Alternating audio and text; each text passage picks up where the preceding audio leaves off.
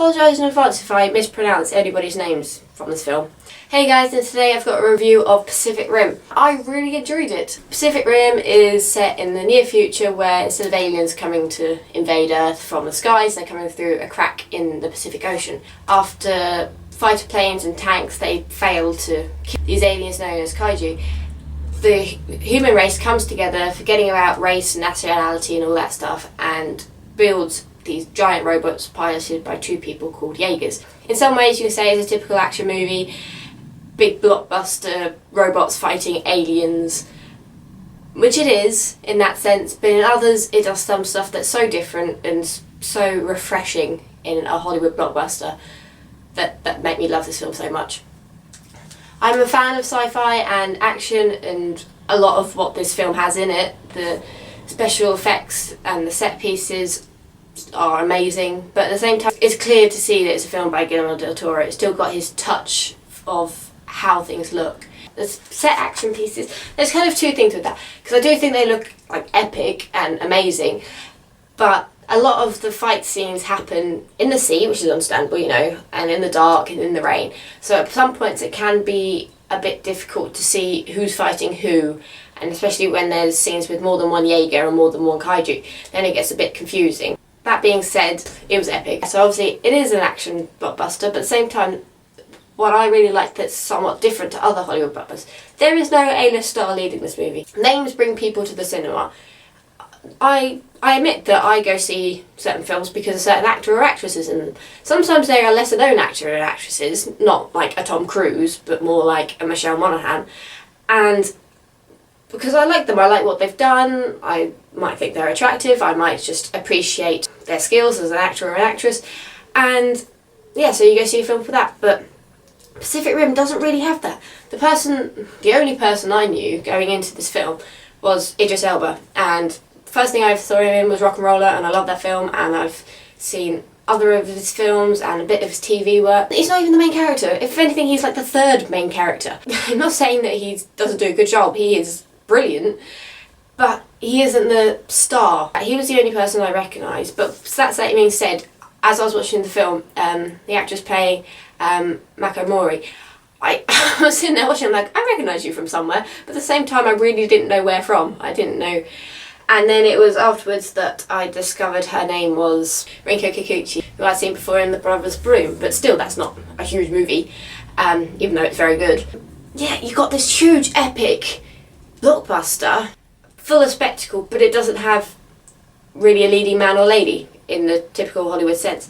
And also it's a film full of racially diverse cast. Okay, so the three main characters, in my point of view, like the three main leads as it were, one of which is a white guy, Riley, played by Charlie Hearn. Then you've got Asian woman, Mako Mori, played by Rinko Kikuchi.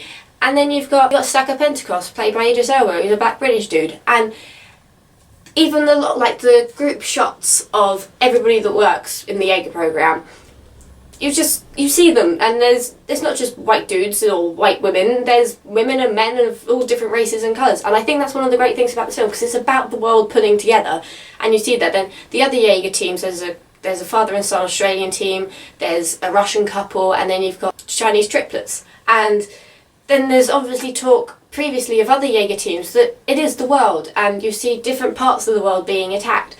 So it is one of those things that you've been brought together. And I love another message in it, because there's a voiceover at the beginning by Riley, and he says he wasn't particularly bright and clever, he wasn't particularly good at sports, but him and his brother could become Jaeger pilots because they were compatible for this program. They've still managed to do something with their lives and do something brilliant and are helping people and protecting people. These diverse characters, they're all very interesting. Obviously you get some more than others, like you didn't get much from the Russian Jaeger pilots or the Chinese triplet. Other thing I like a lot, I liked the science duo played by Burn Goodman and Charlie Day. I like those sort of character relationships, because they are like an old married couple bickering. That's another thing, because they aren't athletic. Okay, they are incredibly smart, but they are not athletic, but they still get to be heroes. But they do it a different way compared to the Jaeger pilots. They are more based on numbers and science, and maybe taking a risk here and there, but more in a lab rather than out fighting a kaiju. Obviously in a film of 130 minutes or however long it is, you don't get character development for every character. But the ones you do get character development for is good and it's interesting. Mako Mori, she is not just a sidekick or the love interest or the typical sort of Ripley figure from Alien, which is not a bad thing because Ripley is amazing, but she is much more in depth than any sort of stereotype of a woman typically in an action blockbuster. This world is built very vividly. There's been so many films like Hollywood blockbusters recently that are based on either books or comic books that obviously in some sense there is a general osmosis of you know what world this is, whether it's something like the Avengers or the Hunger Games, like you kind of know what it is, but this is an original screenplay and okay, you can say there's a lot of influence from Godzilla and sort of Japanese anime and things, but it doesn't have a source material. It's action packed. I didn't get bored. It's not even as long as some blockbusters recently. It's not at the 200-minute mark, and in that time they do build such a vivid world that okay, there's techno babble, but at the same time it doesn't get swamped by that. Any negatives I have, like I said, in some fight scenes it's sometimes a bit hard to see what's going on, but you know, I don't mind that much. Some people's accents, this didn't really bug me too much, but I did get a bit confused with some people. In some ways they're a bit of a non-accent, not that it matters, but yeah, it was a bit odd sometimes. I hope this movie does well. I'm not sure how it's doing in the UK box office, but I don't know if it's not done so well in the US because it doesn't have a Tom Cruise, a Will Smith, a Brad Pitt, a George Clooney or whoever leading the film, or it's because it's not based on something else, whether it's a book, a comic book or a TV show. But I want this film to do well because it's really good. It's action packed, there's comedy bits. It's definitely worth a watch, and it's definitely worth a watch in a cinema. I saw it in a smaller cinema, but it is one of those films that I really wish I'd gone to see in IMAX 3D, and I might end up going to see it in IMAX 3D because it is epic. And those people are saying, oh, it's like Transformers and stuff. It's really not. Okay, there's giant robots, but they don't turn into cars. They're piloted by people, and people have to fuse each other's memories, so you're just opening up to yourself to a person. And all this sort of small stuff that you think about afterwards, I think is just really clever and really good. And like I say, it's not stuff you'd usually see in a Hollywood blockbuster.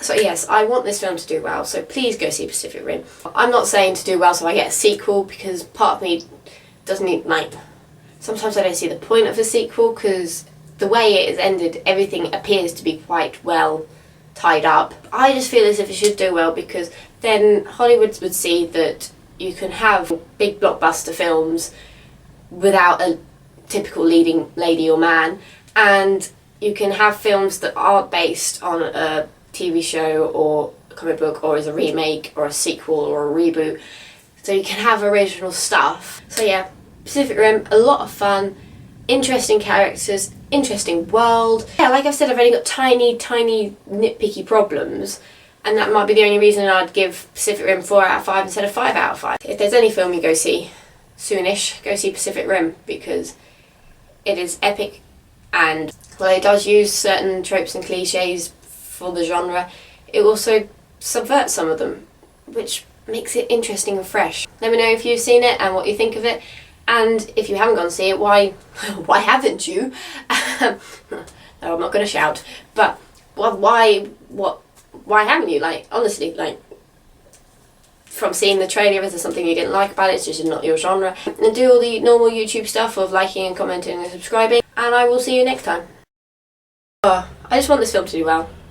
Can you tell?